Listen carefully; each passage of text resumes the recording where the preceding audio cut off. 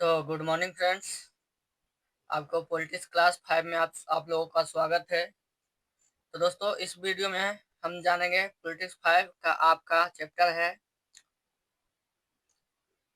मूल अधिकार। आपका विषय है, यहाँ पे आप लोग थंबनेल देख के तो आगे हैं, मूल अधिकार। इससे हम आप लोगों के लिए आए हैं 20 ऑब्जेक्टिव क्वेश्चन, जो आपको परीक्षा के लिए बहुत हेल्पफुल होगा। तो चलिए दोस्तों, आप लोगों को शुरू करते हैं इसको। तो चलिए, पहला प्रश्न आपके पास है, संविधान का कौन सा अनुच्छेद समानता का अधिकार प्रदान करता है?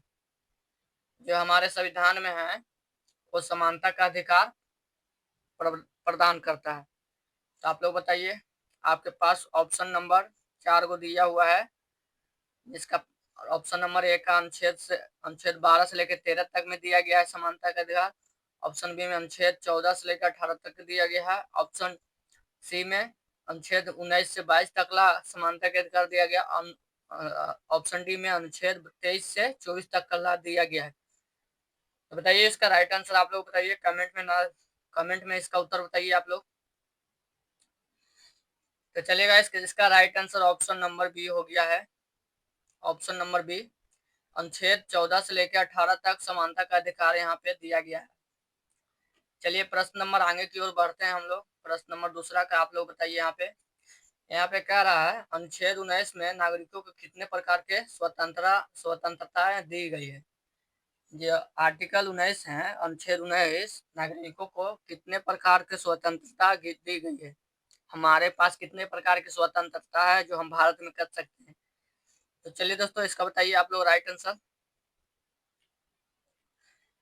चलिए, आपके पास ऑप्शन नंबर ए में है 5, आर्टिकल 5 हमारे पास ऑप्शन है। ऑप्शन नंबर बी में है, हमको 6 प्रकार के दिया गया है। ऑप्शन नंबर सी है 7 प्रकार के दिया गया है। ऑप्शन नंबर डी है 8 प्रकार के। तो चलिए दोस्तों, आप लोग बताइए इसका राइट आंसर ऑप्शन नंबर।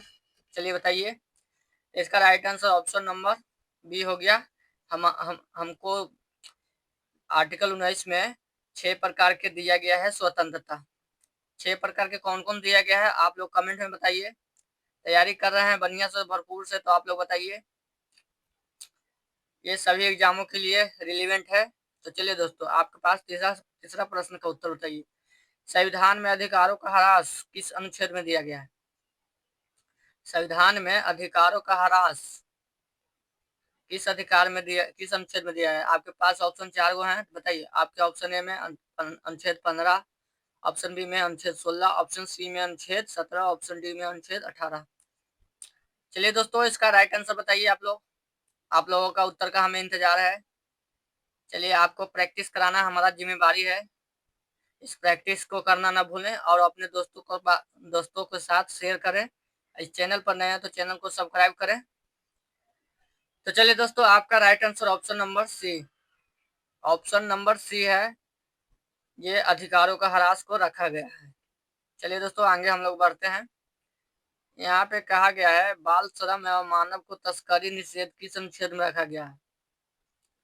बाल श्रम है, जो बच्चों से काम नहीं कराना है, मानव को जो तस्करी करता है, जो बेचता है, ये किस अनुच्छेद में रखा गया था? आपके पास ऑप्शन नंबर 4 को दिया गया है।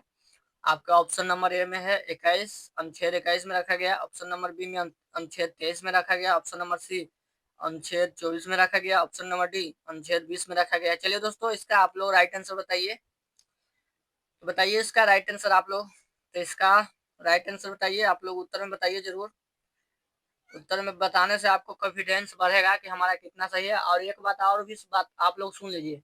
जितना भी आप लोग सही बताते हैं उसको आप एक कॉपी पर नोट करें, और उसके बाद हम जब लास्ट वाले पे आएंगे, लास्ट वाले पे सही बता देना है कि हमारा इतना सही हुआ है, हमारा इतना सही हुआ है। आप ही के लिए लाए हैं, यहाँ पे चैप्टर बाय चैप्टर रिवीजन करा रहे हैं। चलिए दोस्तों, यहाँ पे आप लोगों को, तो चलिए इसका right answer option number B, ये अनुच्छेद 23 में रखा गया है। मानव को कारखाना में काम नहीं कराना है, मानव बेचने वालों को भी यहाँ अनुच्छेद 23 में रखा गया है। चलिए दोस्तों, आगे हम लोग बढ़ते हैं।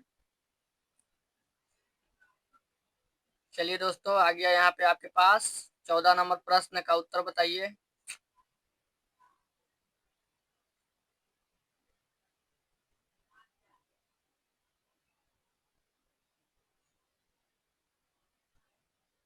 एक मिनट दोस्तों, एक मिनट, एक मिनट।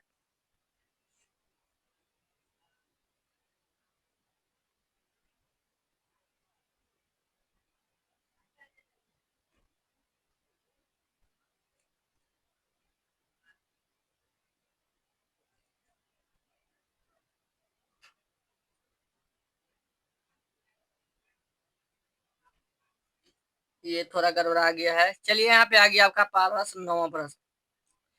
चलिए दोस्तों, 9वां प्रश्न का उत्तर आप लोग बताइए यहाँ पे। तो ये कह रहा है, मौलिक अधिकारों की रक्षा हेतु संवैधानिक उपचार का अधिकार किस अनुच्छेद में रखा गया है? मौलिक अधिकारों का रक्षा करना है, संवैधानिक उपचारों का अधिकार किस अनुच्छेद में रखा गया है? चलिए दोस्तों, आपके पास ऑप्शन 4 को दिया हुआ है। ऑप्शन नंबर ए में अनुच्छेद 31 में, ऑप्शन नंबर बी अनुच्छेद 32 में, ऑप्शन नंबर सी अनुच्छेद 33 में, ऑप्शन नंबर डी अनुच्छेद 34 में। बताइए दोस्तों, इसका उत्तर आप लोग बताइए। आप लोग अगर रिवीजन कर रहे होंगे बुक के, तो आप लोग जरूर बताइएगा इसका राइट आंसर। चलिए दोस्तों, आप लोगों के पास आ गया, तो बताइए यहाँ पे। आप लोग हमको बहुत दिन से देखना चाह रहे होंगे, तो देखिए दोस्तों, हम आप लोगों को दिखाते हैं यहाँ पे अपना फेस। तो दोस्तों, हेलो दोस्तों, आप सबको नमस्कार। तो आप सब कैसे हैं? आप लोग मेरा चेहरा देख लिए? आप लोगों को पीछे देख रहे होंगे, इसी बोर्ड पे मैं प्रैक्टिस करता हूँ, आप लोगों के लिए भी यहाँ पे लाता हूँ। तो चलिए दोस्तों, मैं अपना कैमरा बंद करता हूँ। चलिए बताइए आप लोग, आंसर उत्तर बताइए आप लोग। तो इसका राइट आंसर, चलिए दोस्तों, इसका right answer option number B, ये अनुच्छेद 32 में रखा गया है, मौलिक अधिकारों की रक्षा और संवैधानिक उपचार। तो चलिए दोस्तों, आगे हम लोग बढ़ते हैं। प्रश्न नंबर 10वां का आप लोग उत्तर बताइए। 10वां नंबर पूछ रहा हमारा, संविधान के, भारतीय संविधान के किस अनुच्छेद में डॉक्टर अंबेडकर ने संविधान का हृदय किया है? भारतीय संविधान में अनुच्छेद को, डॉक्टर अंबेडकर को किस अनुच्छेद में डॉक्टर अंबेडकर को हृदय को आत्मा कहा गया है? बताइए कितने आर्टिकल में डॉक्टर अंबेडकर जी को हृदय को आत्मा कहा गया है? तो आपके पास 4 ऑप्शन दिया गया है। ऑप्शन नंबर ए में अनुच्छेद 19 को, ऑप्शन नंबर बी अनुच्छेद 21 को, ऑप्शन नंबर सी अनुच्छेद 32 को, ऑप्शन नंबर डी अनुच्छेद 14 को। बताइए दोस्तों, आप लोग बताइए उत्तर इसका। चलिए दोस्तों, इसका उत्तर बताइए आप लोग। तो इसका right answer option number C, ये संविधान का हृदय कहा गया है। 32 आपका संविधान का हृदय कहा गया है। चलिए दोस्तों, आगे हम लोग बढ़ते हैं। अब फिर से कहते हैं, अगर चैनल पर नए हैं तो चैनल को सब्सक्राइब कर दीजिए, और अच्छा वीडियो लगता है, अगर आपके पास हम अच्छा कंटेंट दे रहे हैं, तो आप प्लीज चैनल को सब्सक्राइब करिए और हमारा मनोबल को ऊपर बढ़ाइए। चलिए दोस्तों, आपके पास 11 नंबर प्रश्न का उत्तर बताइए यहाँ पे। मौलिक अधिकार संबंध संविधान के किस भाग में वर्णित है? या जो मौलिक अधिकार पढ़ रहे हैं, अभी हम मौलिक अधिकार को ही यहाँ पे लाए हैं। मौलिक अधिकार से ही हम 20 प्रश्न उठाए हैं आपके लिए, चैप्टर बाय चैप्टर रिवीजन करा रहे हैं। चलिए दोस्तों, आप लोग देखते हैं कितना कॉन्फिडेंट है, कितना याद किए हुए हैं। तो चलिए, यहाँ पे आपके पास आ गया ऑप्शन नंबर, आपके पास 4 को दिया है। ऑप्शन नंबर भाग 1 में, भाग 2, ऑप्शन नंबर बी में, भाग 3 में दिया गया, ऑप्शन नंबर सी में, भाग 4 में दिया गया, ऑप्शन नंबर डी में, भाग 5 में दिया है। बताइए इसका उत्तर आप लोग बताइए कमेंट में। चलिए दोस्तों, इसका उत्तर आप लोग बताइए। बताइए दोस्तों, इसका उत्तर आप लोग बताइए। चलिए दोस्तों, इसका उत्तर आप लोग बताइए। उत्तर बताइए, उत्तर बताने में आप लोग संकोच मत करिए। तो चलिए, इसका राइट आंसर ऑप्शन नंबर 3, ये भाग 3 में दिया गया है, मौलिक अधिकार संविधान से वर्णित किया गया है। चलिए दोस्तों, आपके पास 12 नंबर का प्रश्न है। यहाँ पे क्या क्या कर रहा है, भारतीय संविधान में प्रारंभिक रूप से कितने मौलिक अधिकार थे? शुरू से कितने मौलिक अधिकार थे? तो आपके पास ऑप्शन 4 को दिया है। आपके पास ऑप्शन ए में 6 वो थे, ऑप्शन नंबर बी में 7 वो थे, ऑप्शन नंबर सी में 8 वो थे, ऑप्शन नंबर डी में 9 वो थे। बताइए आप लोग इसका राइट आंसर, उत्तर बताइए आप लोग कमेंट में। उत्तर बताइए आप लोग, मैं आप लोगों से उत्तर जानना चाहता हूँ। तो चलिए, इसका सबसे पहले कहते हैं यहाँ पे 7 था। प्रारंभिक जो बना संविधान, जो मौलिक अधिकार पूरा था, वो 7 था। एक संविधान अभी के डेट में ये 6 वो है, पहले बना था 7 था, और 6 अधिक, तो वो 7 में से एक कौन घटा है? तो ये संपत्ति का अधिकार है ना, जो घट गया है। संपत्ति का अधिकार हटा दिया गया है। आप लोगों से एक क्वेश्चन पूछा गया है, किस संविधान संशोधन के अंतर्गत संविधान संपत्ति का अधिकार हटाया गया है, ये आप लोगों के लिए प्रश्न है। तो चलिए दोस्तों, अब हम आगे बढ़ते हैं। आपके पास 13 नंबर प्रश्न हाजिर हो गया। यहाँ पे 13 नंबर का आप लोग बताइए, किस संविधान संशोधन द्वारा संपत्ति का अधिकार मौलिक अधिकारों से हटाया गया है? बताइए दोस्तों आप लोग, किस संशोधन द्वारा मौलिक संपत्ति का अधिकार मौलिक अधिकार से हटाया गया है? मौलिक अधिकार में था, उसको हटाकर संपत्ति अधिकार को हटा दिया गया। मौलिक अधिकार में से जो 7 था मौलिक अधिकार शुरू में, उसको हटा दिया गया एक संपत्ति का। वही आप लोगों के अगले प्रश्न पूछे थे कि बताना है आप लोगों को केमा संशोधन में हुआ था। बताइए दोस्तों।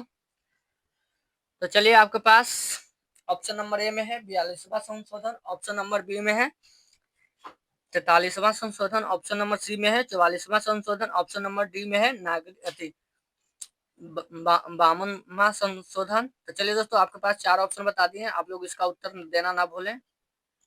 तो चलिए, इसका राइट आंसर ऑप्शन नंबर आपके पास हो गया, ये 44वां संशोधन द्वारा हुआ था। चलिए हम लोग आगे बढ़ते हैं।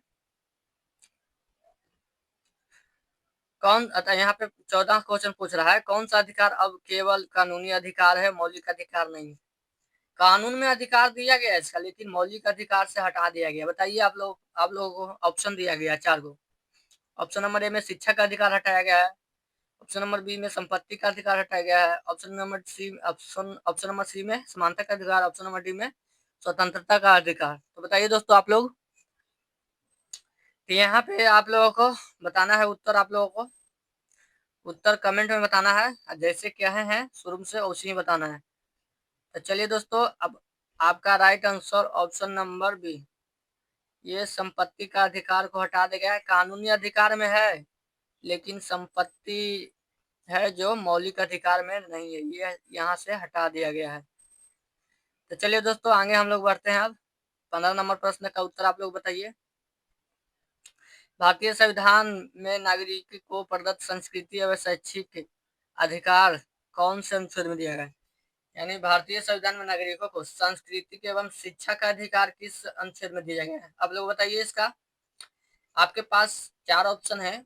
आपके ऑप्शन नंबर ए में है आर्टिकल 19 से लेकर 22 तक, ऑप्शन नंबर बी में आर्टिकल 25 से लेकर 28 तक, आपके ऑप्शन नंबर सी में है आर्टिकल 29 से लेकर 30 तक, ऑप्शन नंबर डी में आर्टिकल 32 से लेकर 35 तक।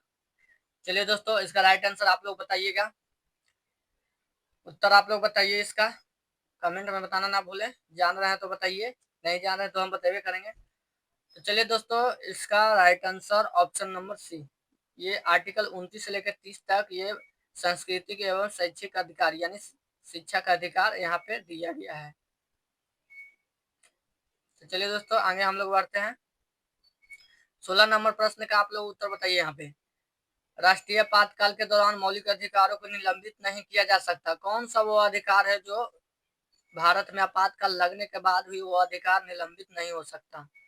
आपके पास ऑप्शन नंबर ए में अनुच्छेद 19 से लेके अनुच्छेद 14 से लेकर 19 तक, ऑप्शन नंबर बी अनुच्छेद 20 से लेकर 21 तक, ऑप्शन नंबर सी में अनुच्छेद 32 से लेकर 226 तक, अनुच्छेद डी में ऑप्शन नंबर डी में अनुच्छेद 25 से लेकर 28 तक। चलिए दोस्तों, इसका उत्तर आप लोगों को बताना है। उत्तर आप लोगों को बताना है, बताइए। यहाँ पे आप लोग संकोच नहीं करिए उत्तर बताने में। तो चलिए दोस्तों, आपका राइट आंसर ऑप्शन नंबर अनुच्छेद 32 से लेकर 226 तक के बीच में ये सब अधिकार रहते हैं। चलिए दोस्तों, अब हम लोग आगे बढ़ते हैं। अब यहाँ पे आप लोग बताइएगा,